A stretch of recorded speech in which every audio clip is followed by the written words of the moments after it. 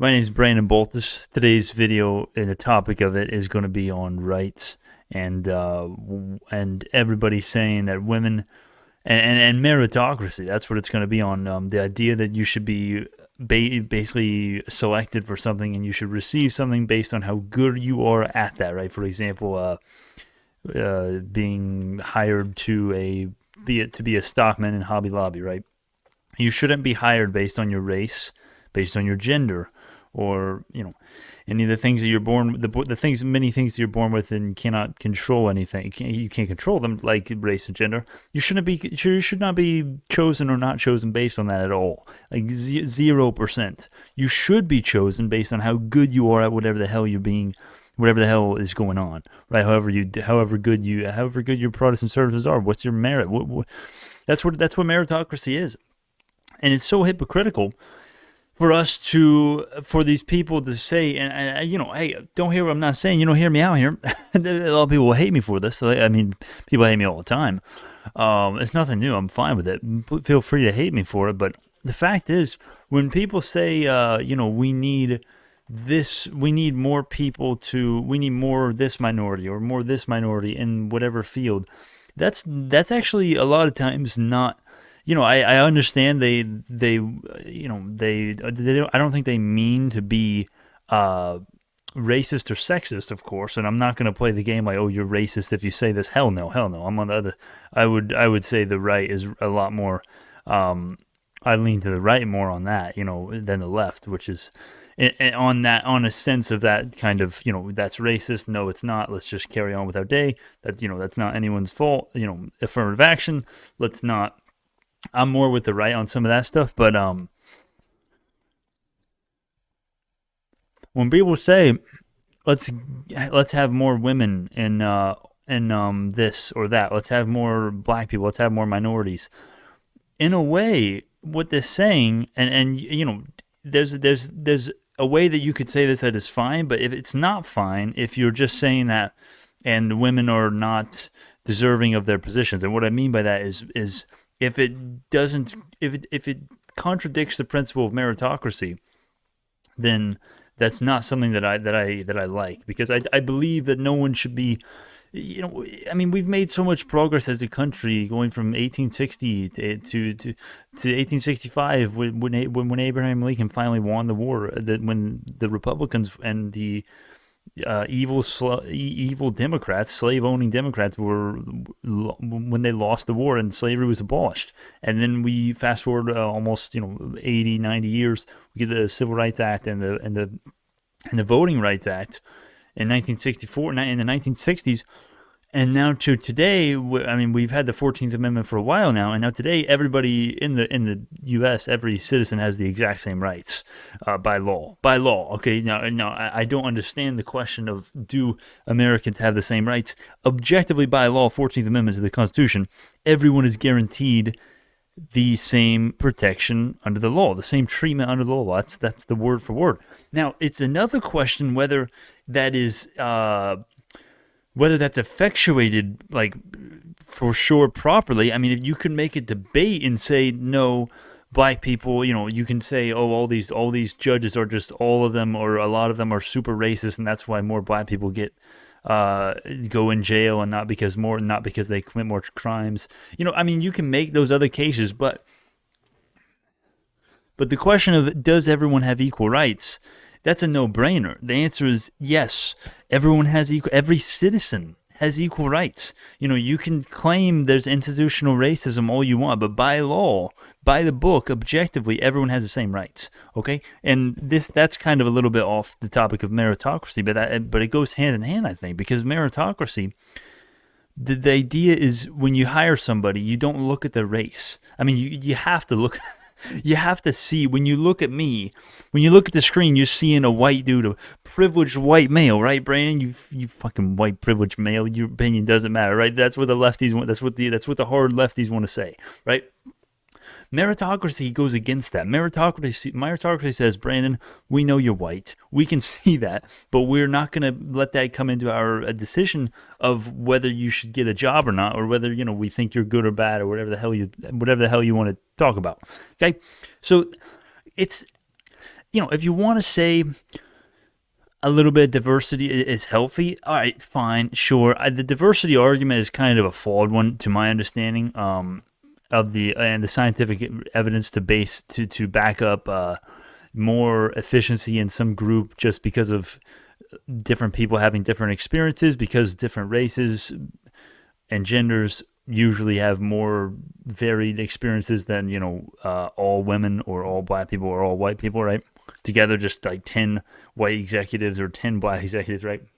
It's gonna be more varied if you have like Asian, American, with all as many as you can.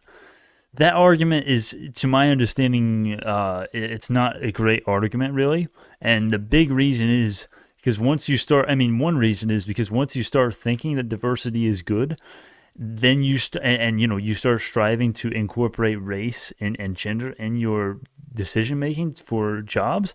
That immediately, right? Just if you do that, I don't care how you justify. Okay, you can justify all you want. That's great, but right out of the gate, you are contradicting the principle of meritocracy, which is an amazing principle. Which is meritocracy is the fight. It's kind of the antidote to racism in a way.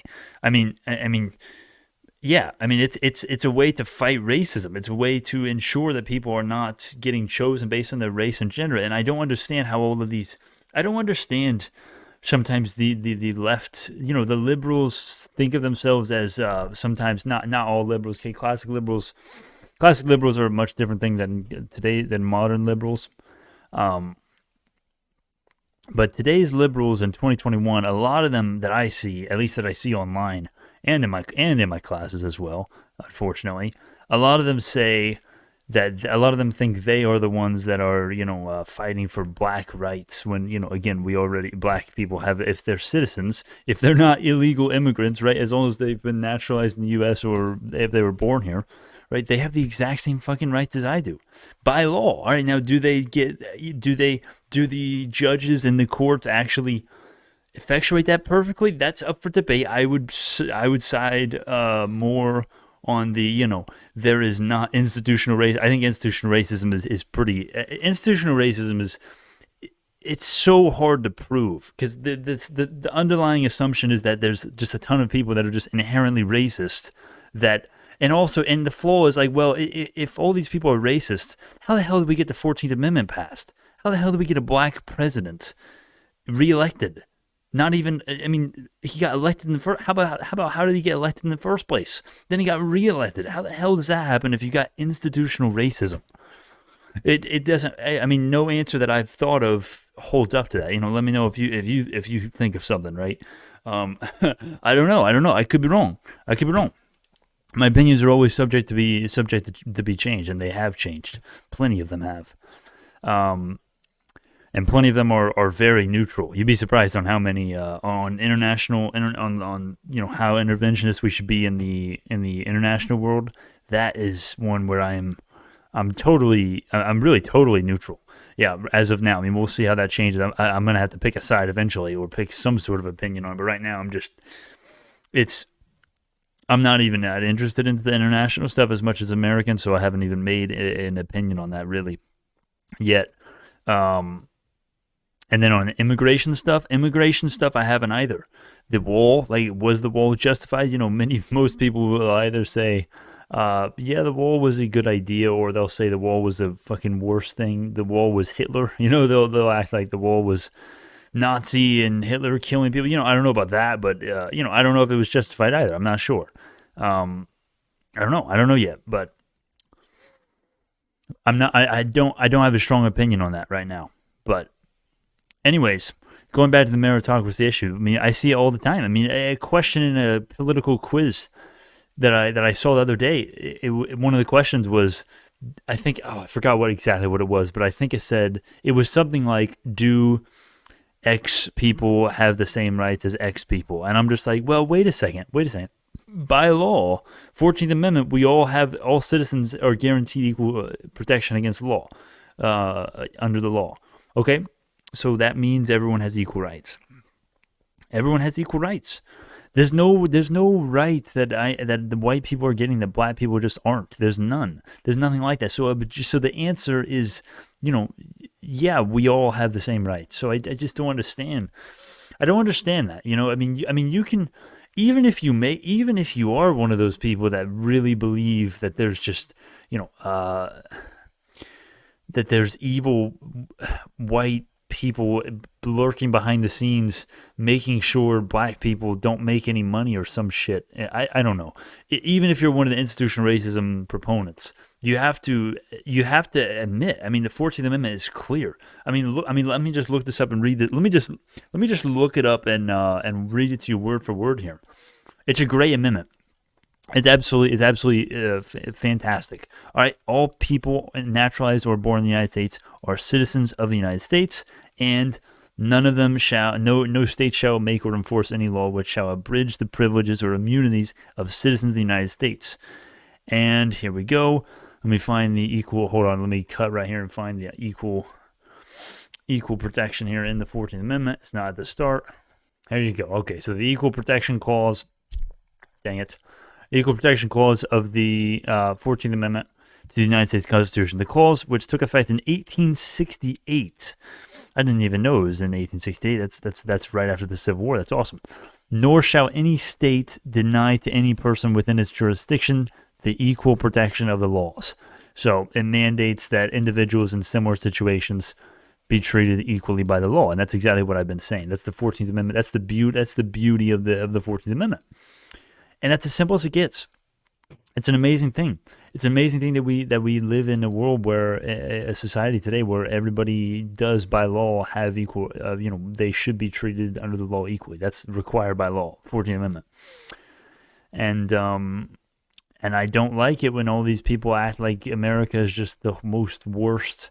It's the worst thing in the world ever to happen. It's like people act like America today is worse now than it was 100 years ago. Like, do you guys understand that women have not always had the right to vote? Black people didn't always have the right to vote. Okay, I'm sure even the liberals know that. Right? I mean, that's their whole case. The modern liberals, I mean, nothing against classic liberals. Modern liberals, yeah, I have to admit, I don't really side with the super conservative people there. I mean, a ton. I side with them more than the liberals, that's damn sure, but I don't like them very much. Like Steven Crowder, Alex Jones is a little bit too crazy sometimes with his stuff. I can't follow him. I can't follow all of his stuff, but I definitely do. I definitely am against the modern liberals in 2021. To my understanding, I mean, that's my opinion. I don't think they're doing. I think they have good intentions. I think nearly everybody has good intentions, but they are not things like today that we're talking about, meritocracy. They don't promote meritocracy. They want black people and women and minorities to be privileged over white males, which that sucks. Okay, that's not what meritocracy is. Affirmative action, when you prioritize diversity over whoever is best gets the position. That's, you want, what we should be doing is saying, all right, whoever's the best gets the job done. All right, that's done. There should be no account of race or gender. We fought the Civil War and to stop race, to stop having race being as a thing that you take into consideration. And now today, 2021, we're bringing it back. We're bringing race back into the equation and gender back to the equation. And people are saying, no, let's make the ancestors of white males pay for their crimes by discriminating against them and giving black people more advantages now in college testing and things like that. And I think that's going on right now today. Black people, and if you sign up for certain programs, you can get lower standards in testing, and you can pay less just because of your color. And that's something that's horrible. That, I believe, I don't care if that's for black, white, Mexican, whatever it is. That is not what meritocracy is. That should not be happening.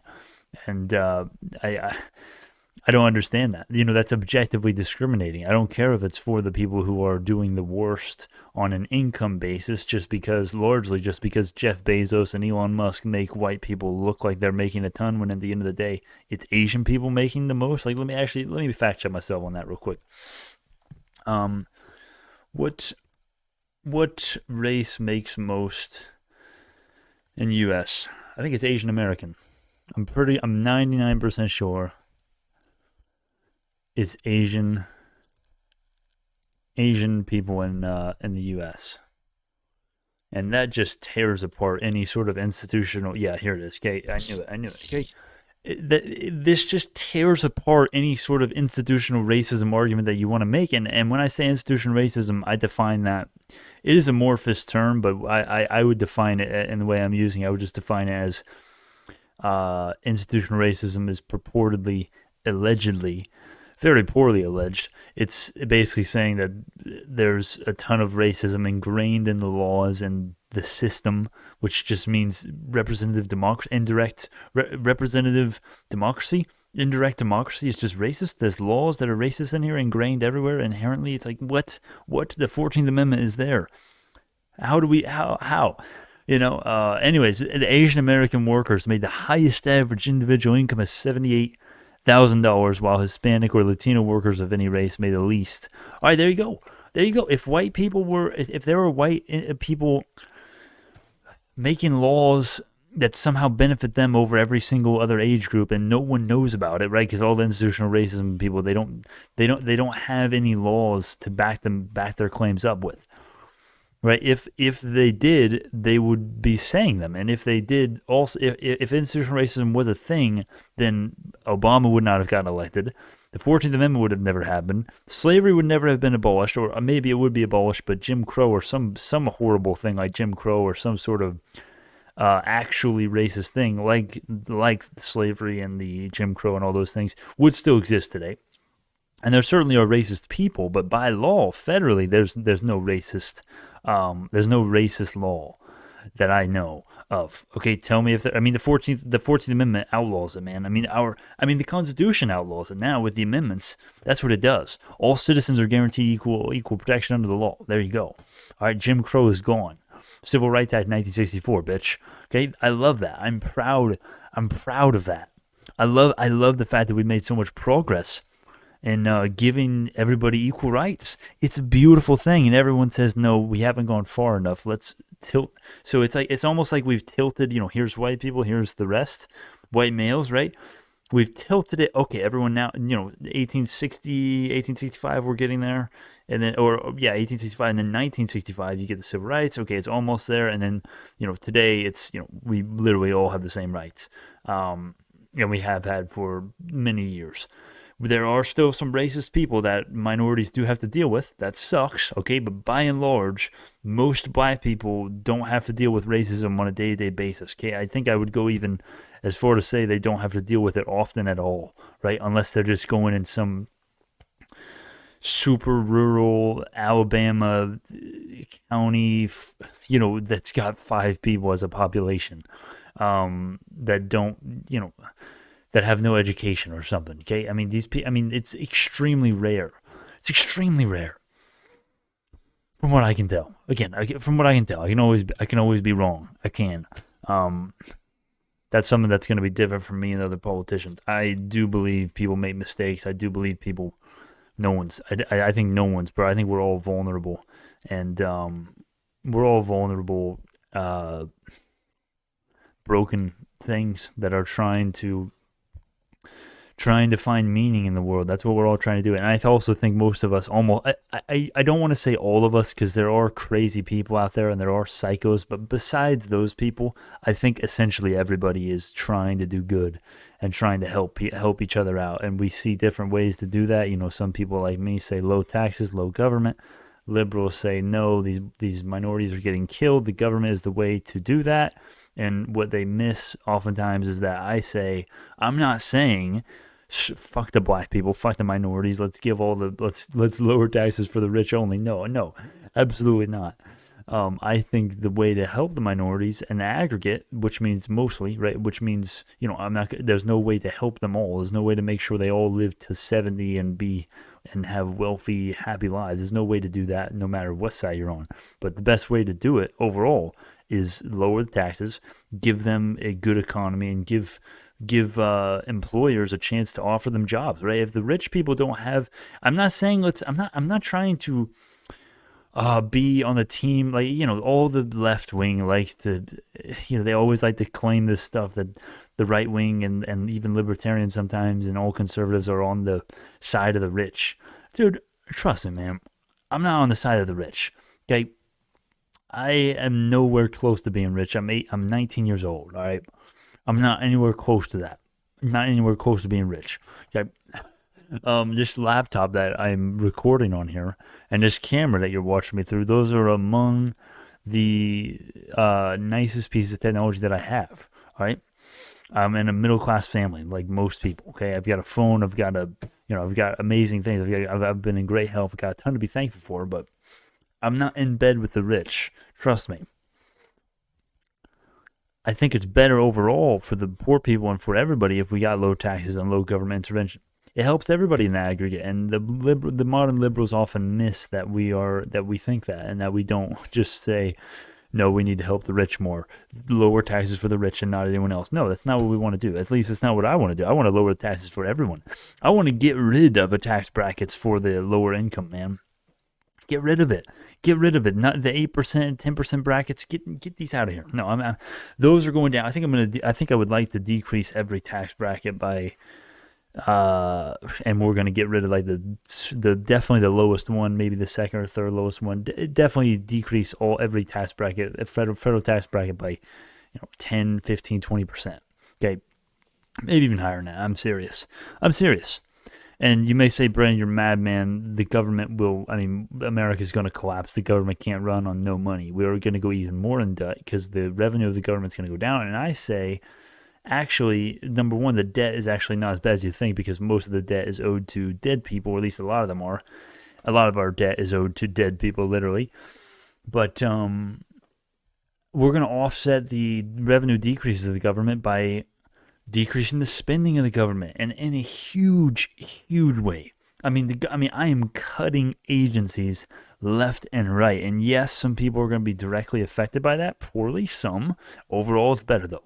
That's what I believe. That's what I believe right now. And as I am doing more research, more education, and I actually want to work in some of these agencies, so I actually have firsthand experience to confirm what I think, based on the agencies like the ones created in the Great Depression by FDR, 1930s, to help with the Great Depression that are still around today.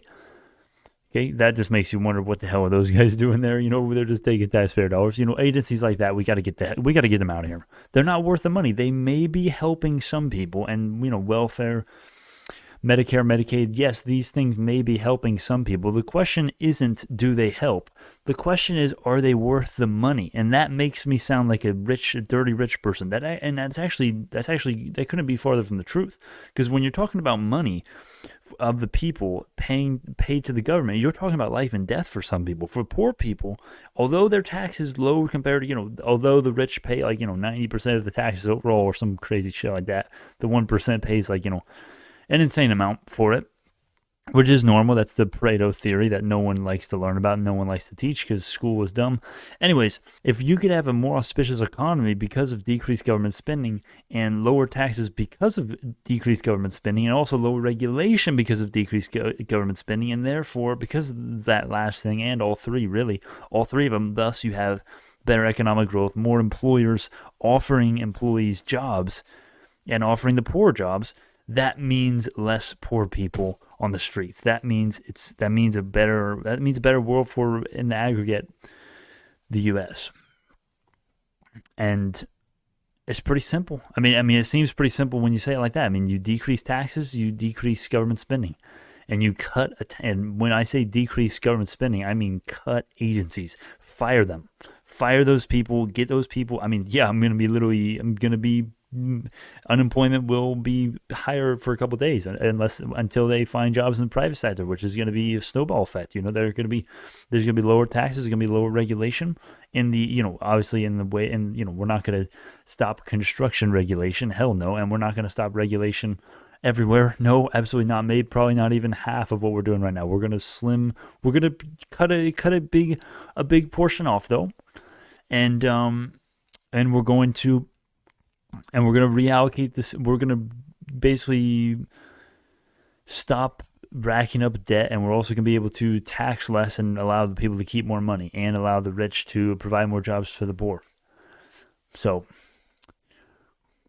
I think that, when you compare that to higher taxes, closer to socialism, less freedom, more government reliance, decadence coming in, not for the rich, not for the aristocrats, not for the aristocracy, for the poor people and middle class, and then that's when you get in the slippery slope with the Bernie Sanders shite that you don't want to happen. That churl, I'm using medieval terms now, I have to stop. Churl, I love that term. Anyways, Bernie Sanders, I want $40,000 for the American people. I can't do an accent. I've never tried to do his accent before. Just forget that I did that. Anyways, he would basically say, hey, let's give $40,000 to the Americans. Americans would say, all right, yes. And then next week he comes back, $50,000, and then he comes back 5 weeks later, and we're up at $1 million each week for everyone. Inflation is sky high, hyperinflation, wiping your arse with toilet paper. Freaking Nazis, Germany, World War II. That's what you're looking at. Or was that after World War I or World War II? Both? Hell, I don't know. Anyways, I think it was World War I. Maybe probably a little bit both. And you know what I mean. Okay, obviously a little bit of a hyperbole, a little bit of exaggeration there, but you get what I mean. All right, that's what you're going to be looking at if we go to this democratic socialism, okay, dumbest thing I ever heard. All right, socialism, push back against socialism. Socialism it's evil to me. It's evil. Okay, actually, no. You should actually hear me out here before you call me a hypocrite. Okay, it'll make perfect sense. It's very simple. I learned this from Naval Ravikant, if I'm pronouncing his name right. Naval on Twitter is his name. You can find him there. Anyways, he said, be a communist with your family, be a socialist with your friends, be a Democrat with your school, and be a Republican with your state, and be a libertarian with your federal government. And that's kind of that's kind of awesome, because at the end of the day, when you're with your family, you're sharing stuff. And I gotta stop talking because this is 27 minutes long. Anyways, we're gonna continue the communist rant later next week. With that being said, thank you all so much. This is Not For Nature Advice. Oh my God, I did it again. That's my habit for my finance channel, which is auspicious dissenT. Feel free to check that one out. B&Jo's not doing too well, but I still have faith. I still have a lot of faith. Thank you all so much. My name is Brandon Baltes. This has been Perilious Essential. I'll see you all in the next one.